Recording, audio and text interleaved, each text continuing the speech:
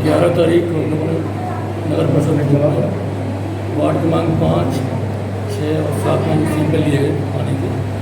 उनका हमने अपनी लैब में PHC की लैब में जिला परिषद का परीक्षण किया। उसमें जो 6 सैंपल हमने लिए थे 11 तारीख में, उसमें नाइट्रेट पाया गया, 2 सैंपल में जीवाणु पाए गए। और उसकी रिपोर्ट हमें दी है CM को। सर, किस तरह के जीवाणु पाए गए हैं, कितने घातक होते हैं ये? जनरली हम लोग चेक करते हैं कि कहीं इसमें बाहरी पानी, नाली का गंदा पानी या दूसरी चीज़ें तो सेप्टिक टैंक वगैरह की सीवेज का इंट्रूजन तो नहीं हुआ है लीकेज की वजह से, जिसकी वजह से बीमारी फैलती है। उस चीज़ों को चेक करने के लिए हम अपने सारे केमिकल टेस्ट करते हैं। हम लोगों ने इसमें 12 टेस्ट किए हैं।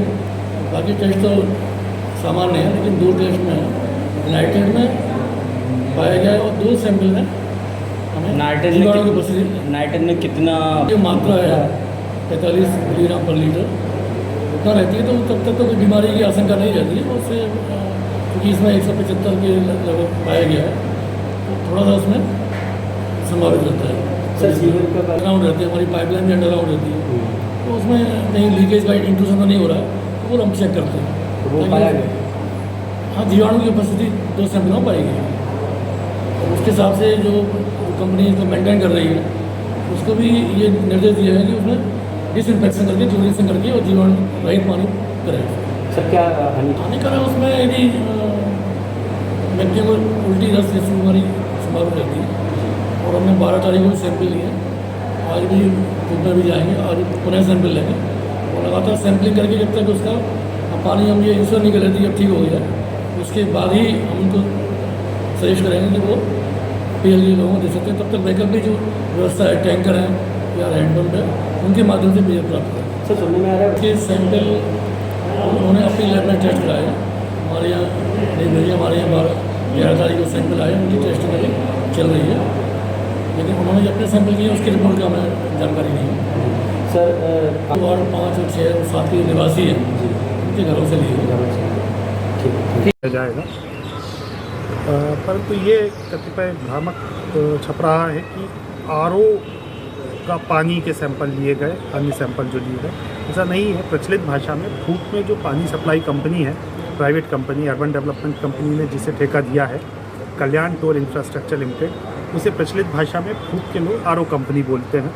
सभी सैंपल जो लिए गए हैं वो पाइपलाइन के सैंपल लिए गए हैं, नवीन पाइपलाइन जिससे पानी सप्लाई होता है 5, 6, 7 में, उसके सैंपल लिए गए हैं। और किसी भी प्रकार के कोई घर में लगे हुए RO के सैंपल नहीं लिए गए हैं। मृत्यु के बारे में भी यह सही नहीं है कि मृत्यु उल्टी दस्त से हो रही है। 2 मृत्यु तो चूँकि 10 तारीख, जिस तारीख को पेशेंट आना प्रारंभ हुए हैं सामुदायिक स्वास्थ्य केंद्र में, उसके पूर्व ही हो चुकी थी। इनमें से एक का तो पूर्व का इतिहास है, मुरैना से बीमार चली आ रही थी बच्ची, और उसके मृत्यु भी 9 तारीख को हो चुकी थी। 10 तारीख को हमारे पेशेंट्स आना चालू हुए हैं, इसलिए वो 2 मृत्यु उल्टी दस्त से नहीं है।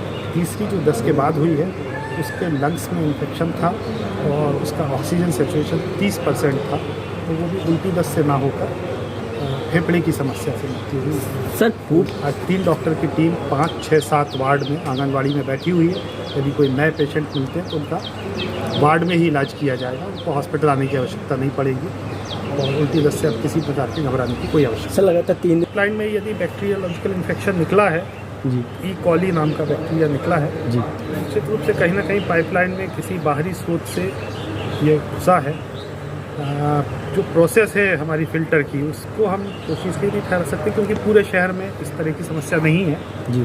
तो उन 5, 6, 7 वार्ड के लिए जो पाइपलाइन गई है उसमें कहीं कोई लीकेज हुआ है तो उसको हम दिखवाते हैं। यदि हम लीकेज पुनः आज सैंपल लेकर टेस्ट करने के निर्देश दिए हैं। यदि अब उसमें बैक्टीरिया नहीं पाए जाते हैं तो उस पानी की सप्लाई से पेयजल चालू रखा जाएगा। यदि पुनः बैक्टीरिया पाए जाते हैं तो उसको बंद करके उनको अन्य स्रोत से पानी की सप्लाई दी जाएगी। सर, सुधरवाने के लिए कड़ी निर्देश दे दिए गए थे, लेकिन वो सीवेज से जुड़ा हुआ नहीं था, वो ड्रेन की जो नाली है उससे था। तो यदि ड्रेन की नाली का जाता भी है तो ई कॉली आने का संभावना नहीं रहती, क्योंकि ड्रेन के पानी में ये जो फीकल बैक्टीरिया होते हैं ये नहीं होते, फिर भी देखते हैं। और ये पुरानी पाइपलाइन में था, समस्या नई पाइपलाइन की बताई जा रही है। नई पाइपलाइन और पुरानी पाइपलाइन में अलग अलग फिर से सैंपल लेके देखते हैं, जो दूषित होगा उसे बंद करेंगे, जो स्वच्छ होगा वही सप्लाई। सर लापरवाही चूँकि प्राइवेट कंपनी की है तो निश्चित रूप से उनके विरुद्ध कार्रवाई के लिए लिखा जाएगा। शासकीय कर्मचारी की एक की जो जल कार्य प्रभारी को कल निलंबित किया जा चुका है, अन्य को देखेंगे, यदि किसी और की भूमिका पाई जाती है तो उन पर भी कार्रवाई होगी।